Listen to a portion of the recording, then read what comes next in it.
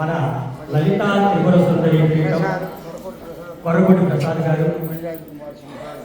పణిరాజ్ కుమార్ సింహ గారు,